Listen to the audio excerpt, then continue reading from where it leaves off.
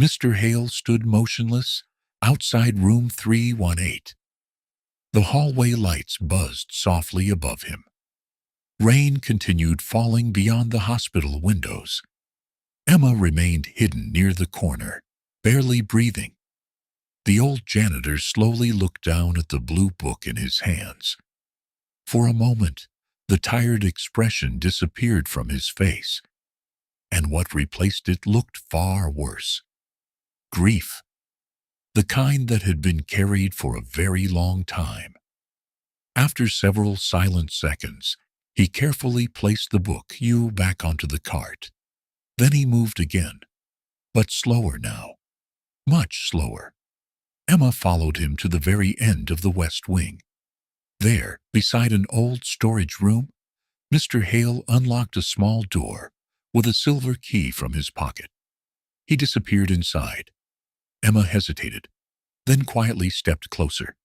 The room was tiny, barely larger than a closet. Inside were shelves filled with cleaning supplies, old boxes, and books. Hundreds of books, stacked everywhere. Some looked new, others looked decades old. Children's stories, adventure novels, poetry collections, even old picture books with damaged covers. In the middle of the room sat a worn armchair beside a small lamp, and hanging carefully on the wall was a photograph. Emma leaned closer to see it. A young girl around 10 years old smiled brightly at the camera. She wore a hospital gown. Beside her stood a much younger Mr. Hale, healthier, without the gray beard, without the exhausted eyes. Emma's chest tightened. Then she heard his voice behind her. "She was my daughter." Emma turned so quickly, she nearly dropped the clipboard in her hands. Mr. Hale stood silently in the doorway. He didn't look angry, only tired, very tired. "I'm sorry," Emma said immediately. "I didn't mean to. It's all right." His voice remained calm. Emma glanced toward the photograph again. "She was sick?" Mr. Hale nodded once. "Leukemia." The words seemed to drain the warmth from the room. Emma looked back at the books surrounding them, and suddenly, everything made sense. Mr. Hale stepped inside slowly. "She spent almost a year here." He gently touched the armchair beside him. "Couldn't sleep most nights." His eyes rested on the shelves. "So, I read to her." Emma said nothing. The hospital suddenly felt unbearably quiet. "She liked adventure stories most," he continued softly, "especially ones where people found their way home." For the first time that night, Mr. Hale smiled a little, a broken kind of smile. "She always asked for one more chapter." Emma swallowed hard. "What was her name?" "Lucy." He said it carefully, like the name itself was fragile. Emma looked at the photograph again. The little girl's smile seemed full of life, too full of life. What happened? The moment the question left her mouth, Emma regretted asking it. But Mr. Hale answered anyway. "She died in room 318. Silence filled the room. Emma felt her throat tighten painfully. Mr. Hale looked toward the hallway outside. For a while after she was gone, he said quietly, "I stopped coming here." He paused. Then, "But one night, I walked past the west wing and heard someone crying." His fingers brushed against the spine of an old book nearby. "It was one of the patients." Another pause. "She told me nobody had spoken to her in 3 days." Emma looked down, suddenly unable to meet his eyes. "So I sat down," Mr. Hale whispered, "and I started reading." The small lamp beside the chair cast soft yellow light across the room. Outside, thunder rolled faintly in the distance. And then Mr. Hale said something Emma would never forget. "People think loneliness is just being alone." He looked toward the dark hallway beyond the door. But sometimes his voice grew quieter. It's feeling like nobody would notice if you disappeared. Neither of them spoke for a while after that. The tiny room suddenly felt too small for the weight of everything Emma had just heard. Outside, the hospital remained quiet. Machines beeped faintly in distant rooms.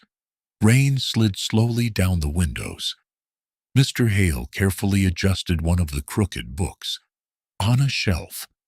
A small habit, the kind people develop when they are trying not to think too much. Emma finally looked around the room again. Now she noticed details she had missed before.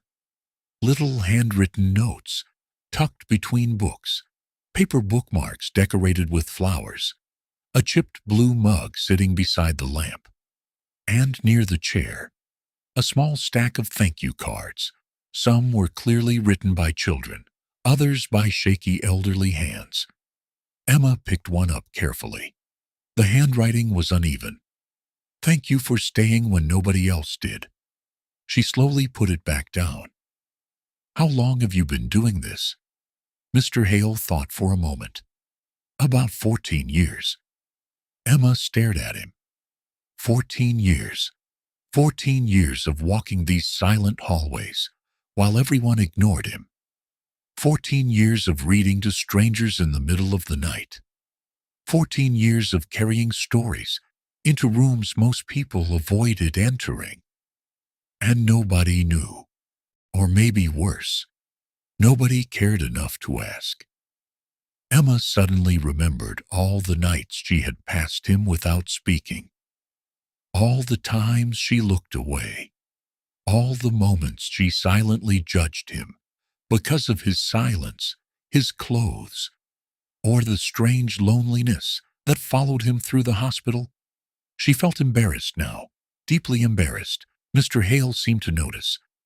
"You don't need to feel bad." "But I do." He gave a tired shrug. "Most people are busy." "That's not an excuse." "No," he admitted quietly. "It isn't." Emma looked toward the photograph of Lucy again. "She would have been proud of you." For the first time that night, Mr. Hale looked genuinely surprised, as if nobody had ever said something like that to him before. His eyes lowered quickly. Then he gave a small nod. "Thank you." A sudden announcement echoed faintly through the hospital speakers. Emma checked the clock on the wall. 2:17 a.m. She had completely forgotten about her shift. "I should probably get back," she said softly. Mr. Hale nodded again, but before she reached the door, his voice stopped her. "Emma," she turned, "I'd appreciate it if you didn't tell people about this." Emma frowned slightly. "Why not?" Mr. Hale looked toward the books. "Because then it becomes something else." She didn't understand. He continued quietly. "People start turning kindness into performance." That sentence hit Emma harder than she expected, because deep down, she knew he was right. Some people helped others because they wanted to be seen helping. But Mr. Hale had spent 14 years doing this in silence. No audience, no praise, no reward. Just lonely people and stories shared beneath dim hospital lights. Emma suddenly realized something else too. Mr. Hale never acted like he was saving anyone. He simply refused to let people feel forgotten. And somehow, that felt far more meaningful. As Emma stepped back into the hallway, she noticed the West Wing differently now. The darkness no longer felt empty. Behind many of those closed doors were people still awake, still listening, still waiting for someone to speak to them like they mattered. And every night, one quiet old janitor carried stories to them when the rest of the world had already gone home. Before leaving, Emma glanced back one last time. Mr. Hale had already picked up another book. Another room waited. Another lonely patient. Another long night. The next few nights felt different to Emma, not because the hospital had changed, but because she had. Now, whenever she saw Mr. Hale quietly pushing his cart through the hallways, she noticed things other people missed. The way patients smiled when he entered a room. The way frightened children calmed down when they heard his voice. The way lonely patients stayed awake just a little longer at night, waiting. One evening, Emma entered room 312 to check on Mr. Bennett. The old man looked weaker than before. His breathing had become slower, more fragile. But sitting beside his bed was a familiar blue hardcover book. Mr. Bennett noticed Emma looking at it. "He left that for me." "Mr. Hale?" The old man nodded. "He said I fell asleep during the ending." A faint smile crossed his tired face. "So, now I can finish it myself." Emma smiled quietly. Then something unexpected happened. "Most people think hospitals are loud," Mr. Bennett whispered. "But nights here are actually very lonely." Emma sat down beside the bed. The old man looked toward the dark window. "You start noticing who comes back." His voice softened. "And who doesn't." Emma didn't know what to say, because there was nothing to say. Some truths were too heavy for comfort. A few nights later, Emma found herself bringing coffee to the West Wing around midnight. Not because she needed to, because she wanted to. Mr. Hale looked mildly confused the first time she handed him a cup. "You didn't have to do that." "I know." He stared at the coffee for a moment, before accepting it carefully. "Too much sugar?" "Probably," Emma admitted. A tiny smile appeared beneath his gray beard. "It's all right. Lucy liked too much sugar, too." That name no longer felt unfamiliar. Somehow, over the past week, Lucy had become quietly present in the hospital. Not physically, but through stories. Mr. Hale talked about her sometimes now. Only small things. How she loved thunderstorms. How she hated hospital pudding. How she once convinced an entire floor of nurses that the vending machine was haunted. Emma found herself laughing more during night shifts, sleeping a little easier during the day.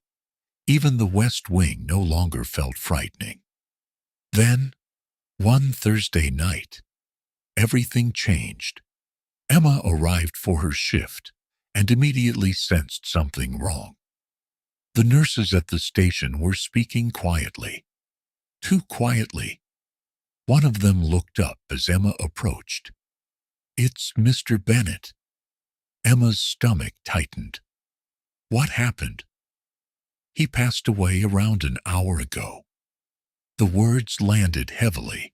Emma looked automatically toward the West Wing hallway.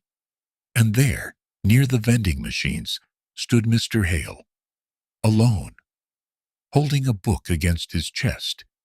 He looked smaller somehow. Older. Emma slowly walked toward him. For a moment, neither of them spoke. Then Mr. Hale looked down at the book in his hands. He wanted to finish the last chapter tonight. His voice sounded calm, but not steady. Emma suddenly realized something painful. Mr. Hale carried these losses alone, again and again, year after year, patient after patient, story after story. And still, he kept coming back. She glanced at the book cover. The Adventures of Tom Sawyer. Mr. Hale nodded faintly. He liked the parts about freedom. Silence settled between them. Then Emma quietly asked, "How do you keep doing this?" Mr. Hale stared toward the dark West Wing hallway for a long moment. Finally, he answered, "Because being remembered matters." His eyes lowered slightly. "And because everyone deserves someone at the end." After Mr. Bennett's death, the hospital felt quieter than usual. Not physically, Machines still beeped, phones still rang, doctors still rushed through hallways carrying paperwork and exhaustion. But something invisible had changed, at least for Emma. Now every room in the West Wing felt temporary. Every conversation felt fragile. Every good night suddenly sounded important. That night, around midnight, Emma found Mr. Hale outside room 307 again. Miss Lorraine was awake, though she looked weaker now. The oxygen machine beside her bed hummed softly in the darkness. Mr. Hale sat in the usual chair, with an open book resting in his hands. But tonight, he wasn't reading yet. The old woman was speaking quietly instead. "Do you think people disappear after they die?" Mr. Hale thought for a moment. "I don't know. You must think about it a lot." Another pause. "I think about people being forgotten more." Miss Lorraine smiled faintly. "You always say sad things so gently." Mr. Hale gave a small shrug. "It helps." Emma remained outside the room, listening silently. Miss Lorraine slowly turned her head toward the window. Rain slid softly down the glass outside. "No one visits this floor anymore," she whispered. "Not unless they have to." Mr. Hale didn't interrupt. "That's the strange thing about getting old," she continued. "One day people promise they'll always call." Her voice weakened slightly. "And then life becomes busy." The room grew quiet for several seconds. Then Mr. Hale finally opened the book. "Well," he said softly, "good thing stories still know how to visit people." Miss Lorraine smiled again, and this time Emma felt tears gathering in her own eyes, because suddenly she understood something important. Mr. Hale wasn't just reading books. He was keeping people company during the loneliest hours of their lives. And somehow, that mattered more than medicine sometimes. The reading continued for almost half an hour. Then Miss Lorraine slowly fell asleep. Mr. Hale carefully placed a bookmark between the pages and stood up quietly. As he stepped into the hallway, he finally noticed Emma standing there. For one brief moment, surprise crossed his face. Then he sighed softly. "You're becoming difficult to hide from." Emma laughed quietly. "Sorry." Mr. Hale gently closed the door behind him. "How long were you standing there?" "Long enough." He looked tired tonight, more tired than usual. Deep lines rested beneath his eyes. Emma hesitated before speaking again. "Do you ever think about stopping?" Mr. Hale looked down the dark hallway. "All the time." "Then why don't you?" For several seconds he said nothing. Then he gave the simplest answer possible. "Because tomorrow night, someone will still be waiting." Emma felt her chest tighten again. The answer sounded so ordinary, and yet somehow it carried the weight of an entire life. A loud burst of laughter suddenly echoed from farther down the hallway. Two younger nurses walked past nearby. One of them glanced briefly toward Mr. Hale, then whispered something to the other. Both laughed again, before disappearing around the corner. Emma immediately felt angry, but Mr. Hale barely reacted. He simply adjusted the books on his cart. "You don't care what people say about you?" Mr. Hale smiled faintly. "Oh, I care." Emma looked surprised. But after a while, he continued quietly. "You learn something important." "What?" He looked toward the closed patient rooms. "Most people only see whatever helps them understand the world quickly." The hallway lights reflected softly across the polished floor. "And lonely people," he said, "make others uncomfortable." Emma didn't know how to respond to that, because deep down, she knew it was true. Before leaving, Mr. Hale picked up another book from the cart. Then, he looked toward Emma. "You know," he said quietly, "Lucy used to believe stories could save people?" Emma smiled softly. "And what do you think?" Mr. Hale glanced toward room 307, then toward the endless dark hallway beyond it. Finally, he answered, "No." A small pause followed. Then, "But I think they can remind people they aren't alone." Winter arrived quietly that year. The hospital windows became covered with pale morning frost. People walked faster through the parking lot. Nurses carried paper cups of coffee like survival tools. And every night, Mr. Hale continued walking the West Wing hallways with his cart full of books. But Emma began noticing something else. He was getting weaker. At first, it was small things. He paused more often while pushing the cart. Sometimes he pressed a hand gently against the wall before continuing forward. Other nights, his coughing lasted longer than it should have. But whenever Emma asked if he was all right, he always answered the same way: "Just tired." One snowy evening, Emma arrived early for her shift. The hospital lobby was unusually quiet. Christmas decorations hung near the front desk, though most patients barely looked at them anymore. As Emma walked toward the elevators, she suddenly noticed someone sitting alone in the waiting area. Mr. Hale. He looked exhausted. One hand rested against his chest, while he struggled to catch his breath. Emma immediately hurried toward him. "Mr. Hale?" He looked up quickly, almost embarrassed to be seen like this. "I'm all right." "You don't look all right." "It passes." Emma sat beside him anyway. For a moment, neither spoke. Soft piano music played somewhere in the hospital lobby. Outside, snow drifted slowly beneath the streetlights. Then Emma noticed something sitting beside him.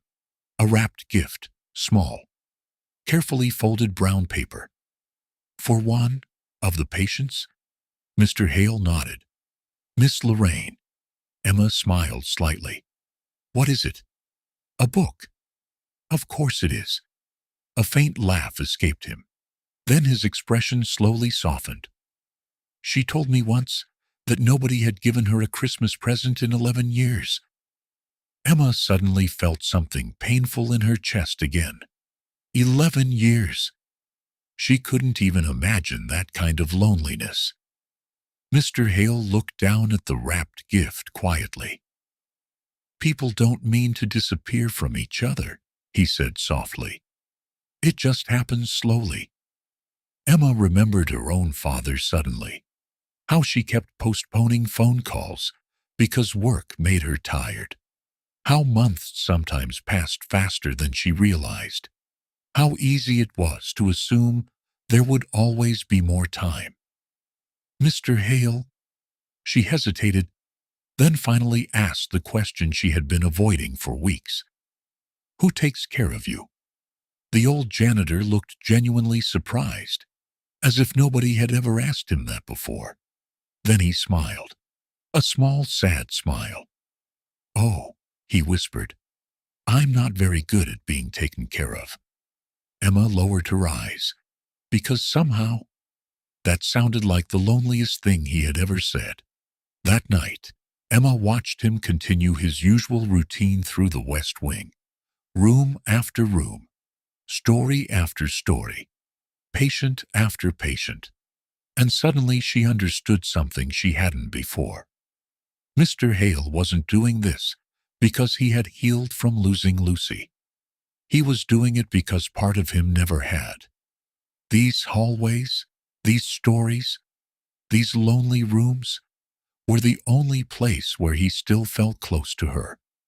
Near the end of the shift, Emma entered room 307 quietly. Miss Lorraine was awake, holding the wrapped present in her lap.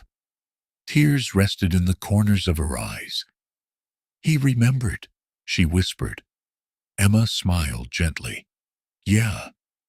Miss Lorraine carefully touched the book, wrapping with trembling fingers. Then she looked toward Emma.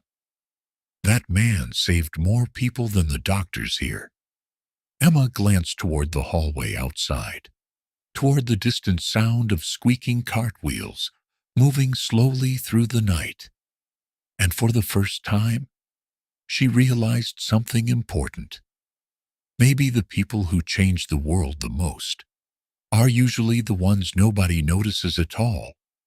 A week before Christmas, the hospital lost power during a snowstorm.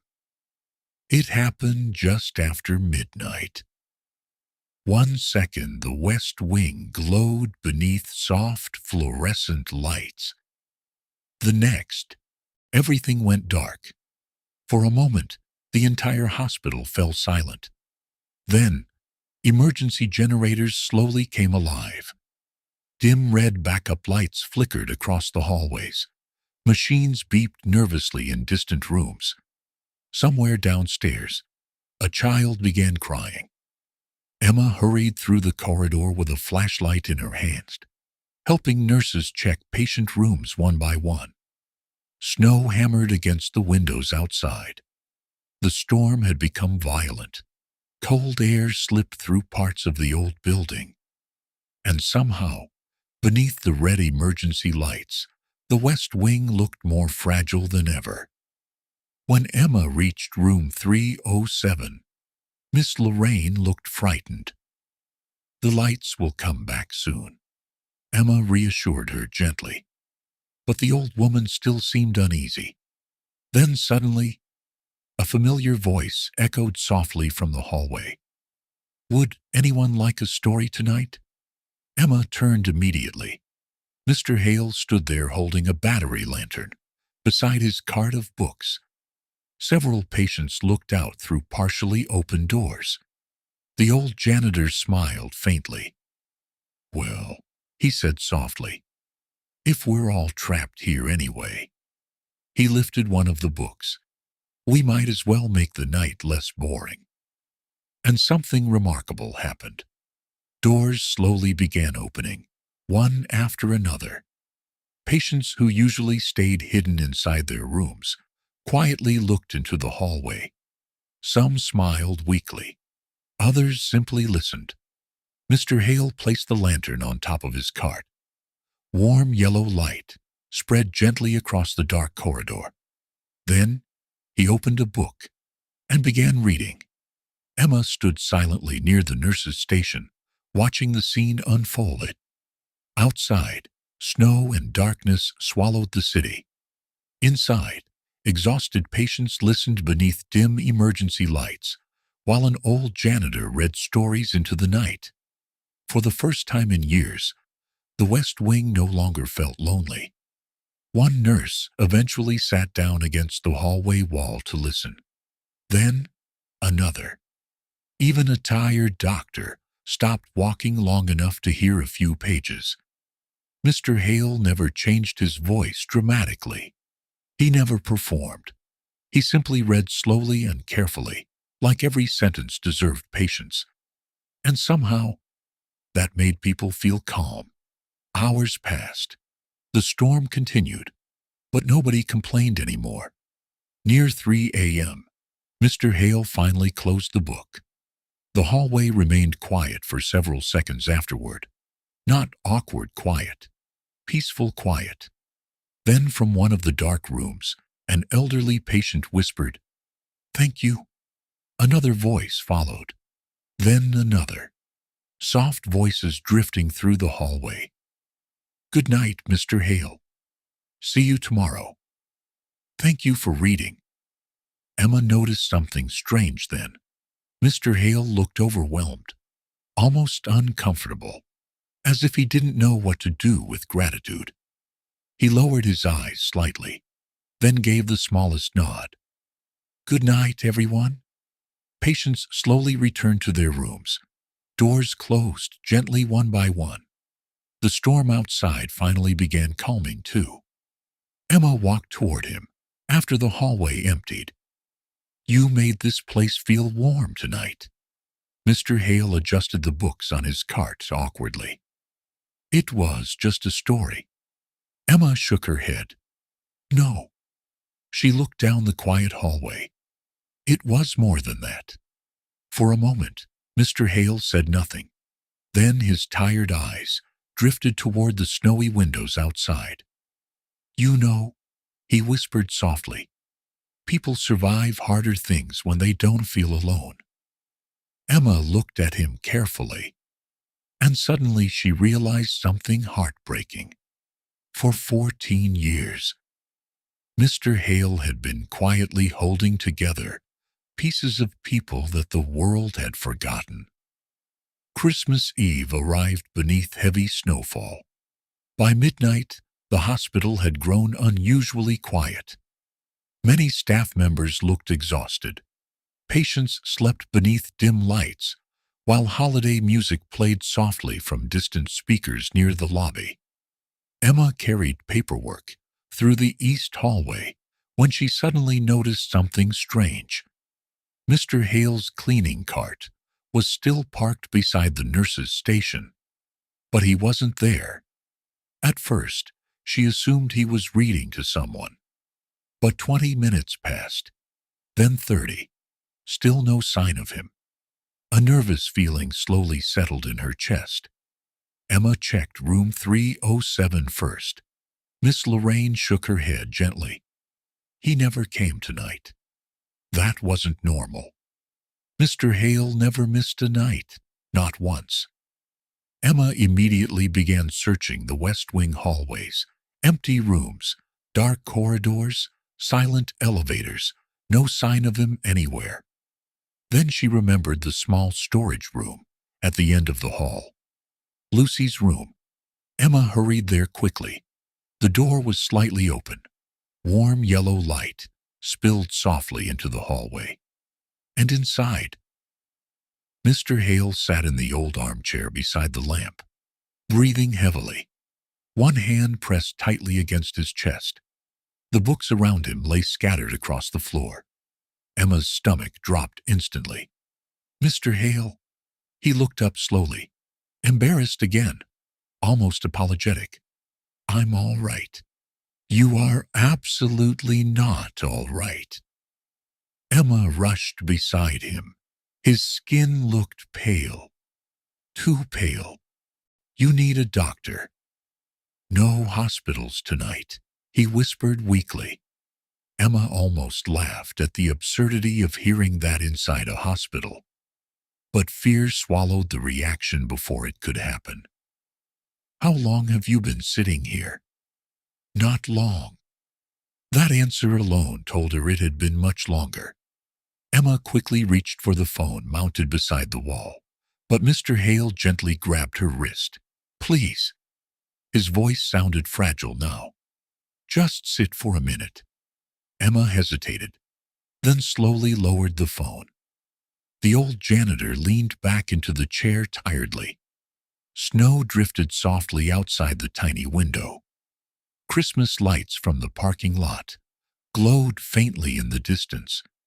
For a while, neither of them spoke. Then Mr. Hale looked toward Lucy's photograph on the wall. She loved Christmas. Emma followed his eyes. "She used to stay awake all night on Christmas Eve," he whispered softly. "Even here." A faint smile crossed his face. She believed hospitals felt less lonely during snowstorms. Emma felt tears gathering again. "You should have told someone you were sick." Mr. Hale shrugged weakly. "Everyone's always sick here." "That's not funny." "No," he admitted quietly. "It probably isn't." His breathing sounded shallow now, uneven. Emma looked toward the scattered books across the floor. One had fallen open beside the chair, a children's story, its pages worn from years of use. Mr. Hale noticed her staring at it. That was Lucy's favorite. Emma carefully picked it up. Inside the front cover, written in faded blue ink, were the words, For Dad, so you won't feel lonely when I'm gone." Emma stopped breathing for a moment. Mr. Hale lowered his eyes. "She made me promise something before she died." His voice almost disappeared beneath the soft hum of the lamp. "She said," he swallowed carefully, "she said nobody should have to feel alone at night." The room fell silent again. Outside, snow continued covering the world in white. And suddenly Emma understood something she never fully had before. Mr. Hale wasn't just keeping a promise to lonely patients.